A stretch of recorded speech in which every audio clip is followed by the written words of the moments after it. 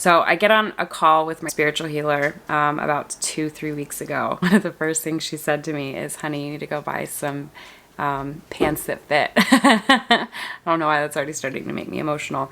I've worked with this healer on all kinds of trauma, various things for about 3 years now. In the last 3, 4, 5 months, we've really been more so hitting issues of like self-image, self-acceptance, feeling safe, existing comfortably within my body. So it wasn't entirely surprising that this was the first thing that she said to me.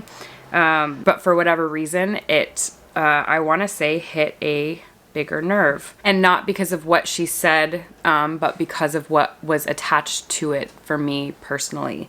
And all of the things that kind of unraveled from recognizing that I needed to go buy pants in a bigger size, pants that actually fit me.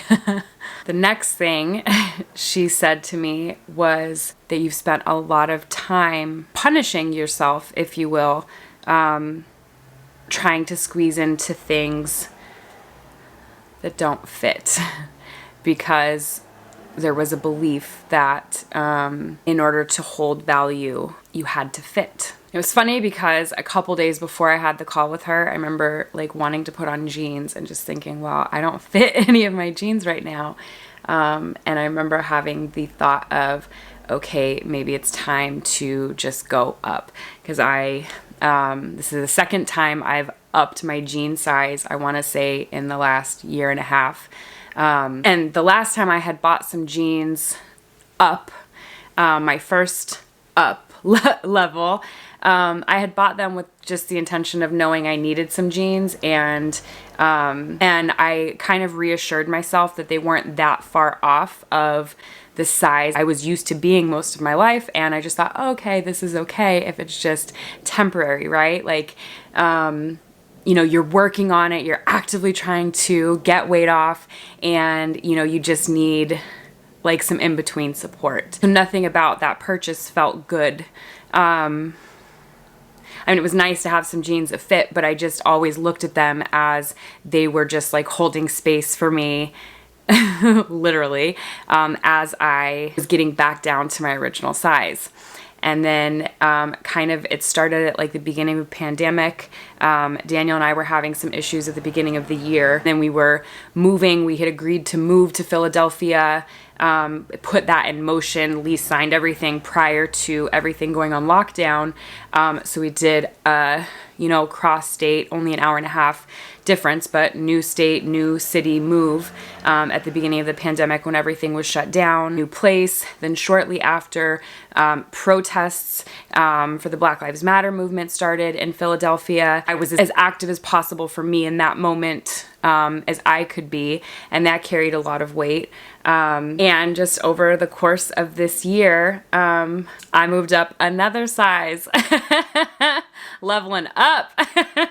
But it was really shocking about 2 months ago because I've worn sweats most of this year. I'm sure many of you can relate to that. Say about 2 months ago, I put on these pants that were, you know, like just holding the space for me as I just needed to get through some things so I could get to this place. And those jeans no longer fit. And not only did they no longer fit, but they were like at their stretch point. They were well beyond their stretch point. You know, because with stretchy jeans, like, you know, you've got a little extra leeway, and I ran out of little extra leeway, and I just remember feeling defeated. And it was weird because I put them on at a time where I was actually feeling like really good about myself. I've been back on YouTube.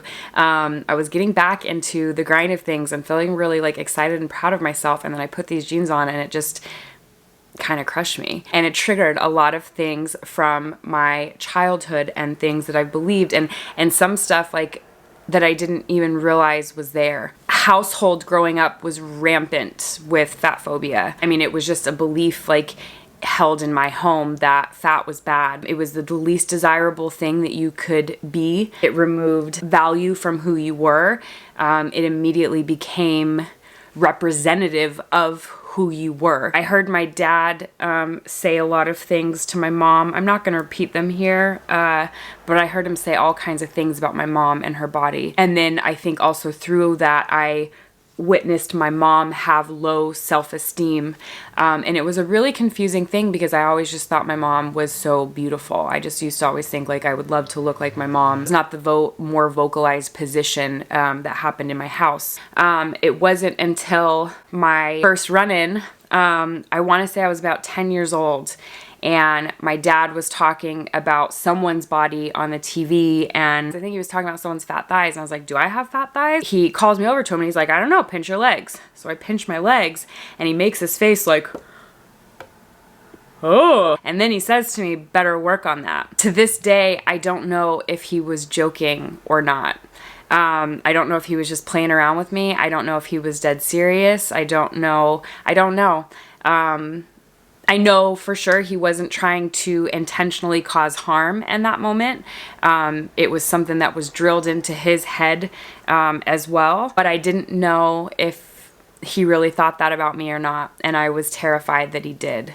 And I think that was the first time I became consciously aware that I could be fat. That's what it was. I didn't internalize it before because I just thought it was something that happened to others. I didn't necessarily, as a kid, I didn't realize that it was something that could happen to me. I didn't realize that all bodies carry fat, some more than others. We carry them in different places. I didn't realize that. And that was the first time that I realized that it could affect me. And I think that's kind of where my awareness of my body really started. My awareness in my body aesthetically, not necessarily my awareness in my body's capabilities. I never forgot about that scenario, that situation with my dad. And over the last like year or two, I've explored it more, but so it's something that's like really been hanging on the surface that I've been able to address, kind of unpack the layers of it, and where it's caused harm. Jumping back to the session that I did with my spiritual healer. So she says to me, you know, go buy some pants your own size. Like you've been kind of forcing yourself to squeeze into something and whatever. And, you know, my first thought is like, oh, it all goes back to that moment with my dad. The more we talked about it, I had a recollection of a memory and kind of a light bulb went off. I was maybe 11, 12 years old, and my mom still had her prom dresses for high school, and there was one day where I can't remember who all was there. It might have been me and one of my other sisters, but it was definitely me and my mom, and we were like, oh, let's try these on. And so I put one of her dresses on, and I couldn't zip it up. I want to be clear, it wouldn't matter what my weight is, but the reality is I was tiny. I was actively playing soccer, sports. I was probably as petite as my body is physically able to go. And I couldn't zip that dress up. And just for some perspective, my mom has a very petite body frame, and most of her marriage to my dad was extremely thin. The reason I couldn't get this dress up was not because of weight differences. It was literally the ribs were too, I have a larger rib cage than my mom does, and I could not get the zipper over my ribs. And I understood that in this moment. I understood how small my mom was and that it was really about our frame. But what I didn't realize that I internalized is I always heard how awful and disgusting my mom was. And one of the reasons she was so disgusting was because of the shape of her body. And at 12 years old, I couldn't even get into her dress that she wore in high school. And I internalized this idea of then, okay, then like, if she's disgusting, if she's fat, then what am I? And I understood the reasoning of me not being able to fit into that dress as literally my bone structure, period. And I didn't recognize all the things that had happened around my mom and my mom's body now became my own opinion of my value. And then I also created this idea that if I could just eventually fit that dress, so to speak, then I would be valuable. And the reality is I was never going to fit that dress. I was never meant to fit that dress. But that is what I internalized is if this person is so awful and they could get in this dress, what does that say about me? But then on top of that, I need to be able to at least get into that dress so that I have some level of value. So this idea that I had to, you know, squeeze into this dress manifested into so many aspects of my life. Even just on the surface, you know, it was okay, I just have to squeeze into this dress, or I just have to squeeze into these jeans. If I could get these specific grades, get this specific job, I could just lose this many pounds, if I could make my content look this specific way, if I could have just a little bit better skin, if I could have a little bit more definition in my hair. You know, and these are surface things, but the thing is those surface things then almost become the blueprint for the deeper things. They're reflective of what, you know, if that's my internal dialogue constantly of like, I'm never good enough, but if I could just do this, I might be able to keep my head above water. That's what I'm telling myself everywhere. Sometimes I've accomplished some of those what ifs or whatever, but the problem is because it's really not fully based in reality, it's not really a reflection of my value. It doesn't feel like you're free of the water and chilling on a boat when you get there. It just feels like you're just barely keeping your head above water. Because the idea is that I was already starting behind. So it's like a constant catch-up game. And there's really no winning. Because the sad thing is a lot of those things, they don't even resonate with me at my core. Being valued as a human is, I think, something that we all want and need. You know, we're designed to be part of a collective, and if the collective that you're part of is saying, you know, you're lucky to even be treading water, it's really hard not to feel like you're drowning. You know, and like I said, like those surface things are really reflective of the deeper things, because it's like, you know, it's easy to be like, oh, that's just vanity. Like, you know, oh, if you can get more definition of your hair, you can get better skin. But the reality is that is the internal dialogue.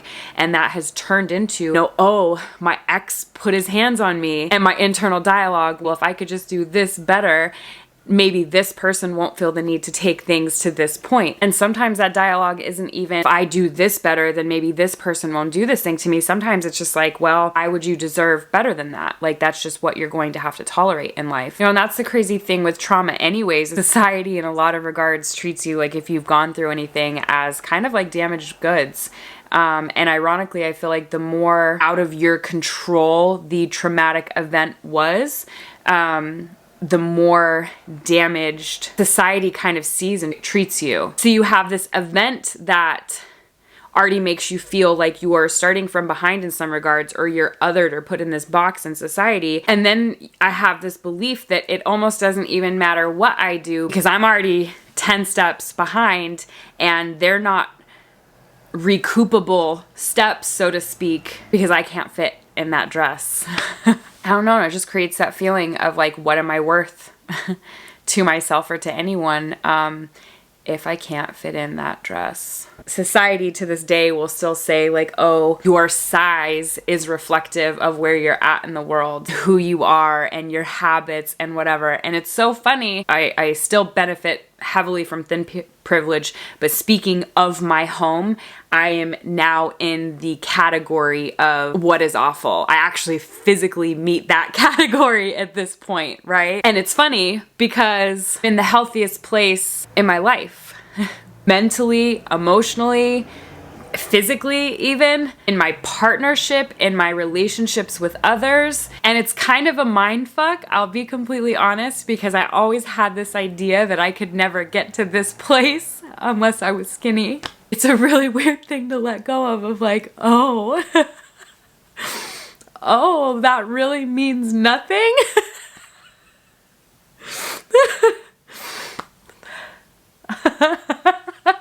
I've been doing them, but I've been like fearful of like YouTube videos, and I feel like I put out some of the best content I've ever done. Like, I feel like I'm showing up for my relationship in ways I've never shown up for it. I feel like I'm showing up for myself in ways I've never shown up for myself. And I always, genuinely, I always pictured when I arrived to this spot in my life where I was accepting myself and loving myself and like really stepping into my space and owning who I am and owning my thoughts and my opinions and my strengths and my weaknesses and taking full accountability for myself. And I really thought like those things wouldn't happen unless I was skinny.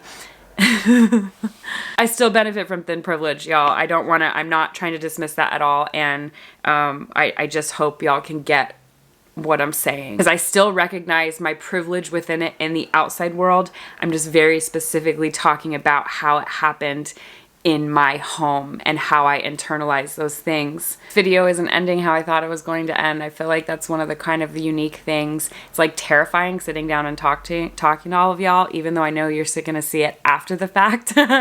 Like, I'm speaking to you like you're here now, and it's really scary. Like, I can feel y'all here even though you're not here in this moment as I'm doing it. Does that make sense? Especially if you follow me on Instagram, I have been sharing so much of like my healing journey, and as I've been navigating like healing from childhood trauma and how that's affected me as an adult. And this is just another layer of that. And the reason I'm sharing those things is because every single time I do, so many of you, even if the circumstances are not the same, so many of y'all relate to the feelings and the emotional experiences that I express. And I just feel like it's so important so that we all get this sense of community to know that we're not alone. And then one of the huge reasons I share is because I just really believe in paying it forward. I've had some really giant light bulbs go off because I read something somewhere, or someone wrote an article, or someone shared something with me, their experience, that made a light bulb go off for mine. And I just feel that exchange and staying part of that cycle is so important. And the other thing is too, is this has all been kind of part of my hair journey, is the kind of funny, ironic thing. I did damage to my hair. I did things that I knew I didn't like at some point in my journey because I was trying to squeeze into that dress. I'm buying my own dress, y'all. In my size. Yes, in my comfortable size. I love y'all. Thank you for sharing this space with me. I hope this all makes sense. I'd love to hear if you share in this experience. And the last thing I want to say is, if you're trying to squeeze into the dress, don't make your own dress. I'm gonna make mine. I'm probably gonna buy it because I'm lazy. But whatever you gotta do. That's what we're leaving in 2020. That's what I'm leaving in 2020. Let me know if you want to join me, but I'm not squeezing into any more dresses ever again. One last little cry for the road. It's like happy tears. I love y'all. I'll see you on the next video. Tell them bye, Chloe. Bye. Bye.